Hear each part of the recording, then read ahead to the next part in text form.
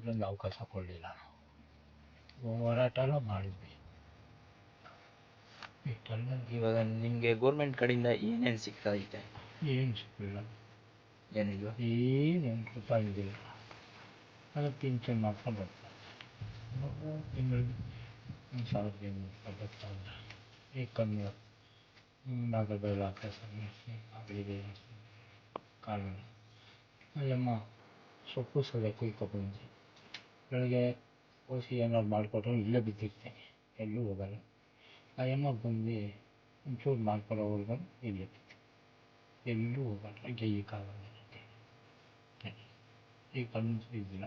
ಸಂಜೆ ಹೊತ್ತು 7 ಗಂಟೆ ಆದಮೇಲೆ ದೊಣ್ಣೆ ಹಿಡ್ಕೊಂಡು ಬ್ಯಾಟ್ರಿ ಹಾಕ್ಕೊಂಡು ಮಾರ್ಚ್ಕೊಂಡು ಹೋಗ್ಬೇಕಾದ್ರೆ ತೆಗೆದು ಬಿಸಾಕ್ತಿದೆ. ನನ್ನ ಕೈ ನಡೀತಾಳೆ, ಬಿದ್ದೋಗ್ಬಿಟ್ಟೇನು ದೊಣ್ಣೆ ಹಿಡ್ಕೊಂಡು ನಾನು ಯಾವಾಗ ಮಾಡ್ತೀನಿ.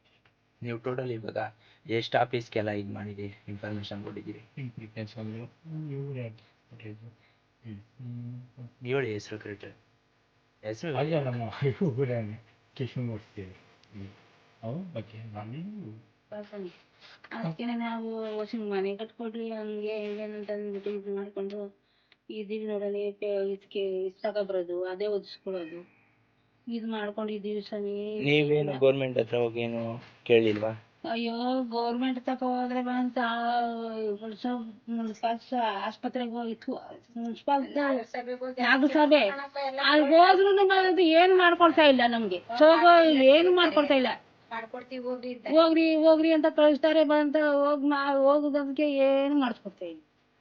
ನಾಗಸಭೆಗೆ ಹೋದ್ರೆ ಬಂತ ಹಿಂಗೆ ಹಿಂಗೆ ಅಂತ ನಾವು ಇದು ಅರ್ಜಿ ಹಾಕಿದ್ರೆ ಏನು ಗೊತ್ತಾ ಇಲ್ಲ, ಏನು ಇದು ಮಾಡ್ತಾ ಇಲ್ಲ ನಮ್ಗೆ. ಹಿಂಗೆ ಇದು ಬಂತ ಏನು ತಿರುಗಿ ಒಬ್ರು ಗೊತ್ತಾ ಇಲ್ಲ ಸ್ವಾಮಿ. ಇದಕ್ಕೇನೆ ಬಂತ ಊಟ ಹಾಕ್ಸ್ಕೊತಾರೆ, ಆದ್ರೆ ಏನು ಮಾಡಿಸ್ಕೊಡ್ತಾ ಇಲ್ಲ. ಕರೆಂಟ್ ಹಾಕೊಳ್ಳಿಲ್ವಾ ಅಮ್ಮ ನೀವು? ಇಲ್ಲ ನೋಡಪ್ಪ, ಅಲ್ಲಿ ಸೊಡ್ಡು ಮನೆ ನೋಡಪ್ಪ, ಈಗ 2 ಸೊಡ್ಡು ಮನೆ ಅದು ಬಟ್ಟೆ ಕಲ್ತಕ್ಕೆ ಹೋಗು ಹಿಡ್ಕೊ. ಒಂದು ಕರೆಂಟ್ ಇಲ್ಲ, ಏನಿಲ್ಲ ಏನಿಲ್ಲ. ಏನು ಅವು ಅಲ್ಲಿ ನಿಂತಿದ್ರು ಅಂತ ಏನಿಲ್ಲ ಅಂತ ಅವ್ರು ಹಂಗೆ ಕೊಂದಿ ನೋಡಿ ಹಿಂಗೆ ತಗೊಂಡು ಹೋಗ್ತಾರೆ. ಅವ್ರು ಬಂದೇ ಇಲ್ಲ.